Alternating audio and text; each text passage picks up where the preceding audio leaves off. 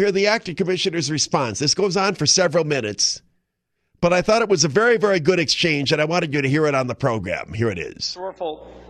Secretary Liu asked you to put this report together to make sure that nothing like this ever happens again. I look at page 35, and I see basically a case made for a budget increase.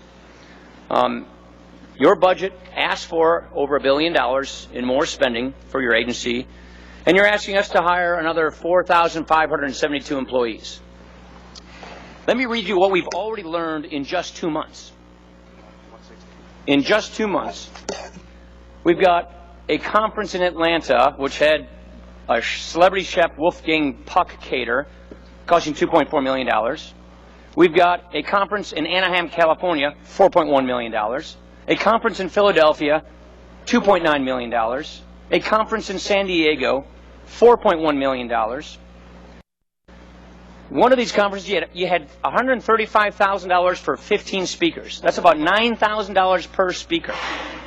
The IRS paid for the deputy commissioner to stay 5 nights in the presidential suite at the Hilton Hotel during one of these conferences. You paid $17,000 to a speaker to create paintings of Bono, Michael Jordan, Abraham Lincoln, and others. We hear a report of crony contracting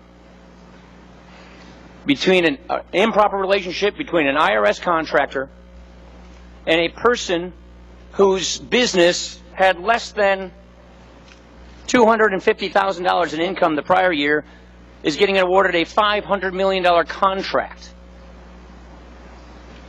Between 2010 and 2012, you had 225 conferences costing $49 million. Let me see if I can put this in perspective for you. I represent a town of Sturtevant, Wisconsin. A little less than 7,000 people live there. It's a great village. The village of Sturtevant is basically a blue-collar town. People work at the Case Tractor Factory. They work at the S.E. Johnson Factory. It's surrounded by cornfields and bean fields and lots of small businesses. It took more than 100% of the federal taxes paid by the working families of the village of Sturtevant, Wisconsin, to pay for the 225 conferences you spent at the IRS from 2010 to 2012. That's the way you need to think of this. People are working hard. They're living paycheck to paycheck. They're paying their taxes.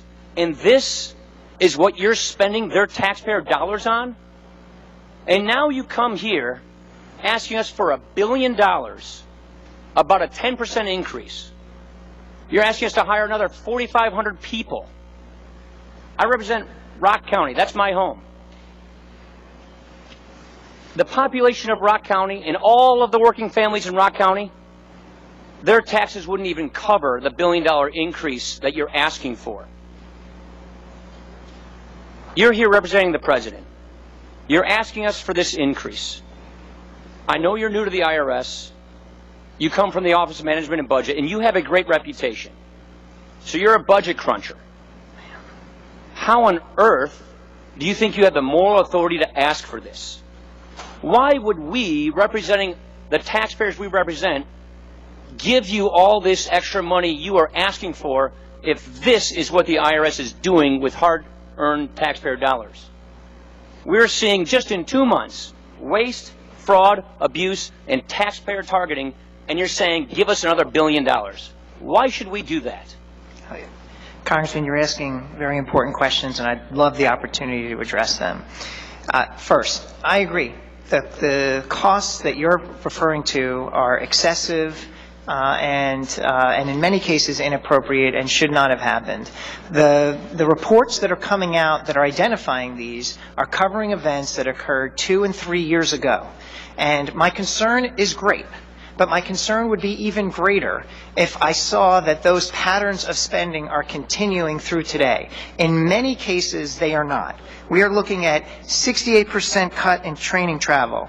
We're looking at 45% cut in other travel in the IRS. We've cut our printing by 3%. We've cut our professional and technical services by 25%. There are deep cuts going on in a lot of these activities. Now, here's my suggestion. Let's have these cuts take place. and then come back to us in a year or two, and let's see if you're running this place well. Then we'll consider a budget increase. How's that sound? I will say this. It's a fair point. I will say this, that there's more cuts to be made.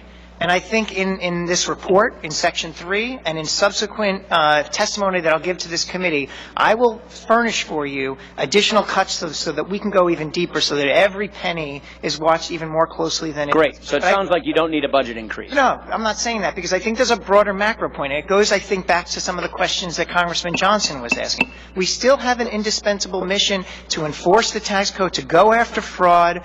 The cuts that we are seeing dwarf any kind of conference expenditures that we have. The materiality difference is much different. And we just have to look at this and say, okay, has the IRS done enough to get its shop in order to cut those excessive costs? I'll make the case to you that we're going in the right direction. But I'll also make the case to you that if we underfund other critical priorities that lead to improved taxpayer service and improved enforcement of the tax code, then we're leaving dollars on the table for the American people, because every dollar spent by the IRS has a positive return. Just don't forget, you work for the taxpayer. It's not the other way around. That was an exchange today at the House Ways and Means Committee. Our own Congressman Paul Ryan speaking to the new acting commissioner of the IRS, Danny Werfel. I have some comments, but first, updated weather advisory for you. Severe thunderstorm warning has been extended. This is for East Central, Fond du Lac, and northern Sheboygan counties until 6 p.m. There was an earlier severe thunderstorm warning for those counties that expired at 5:30. They're now extending it until 6 p.m. Looking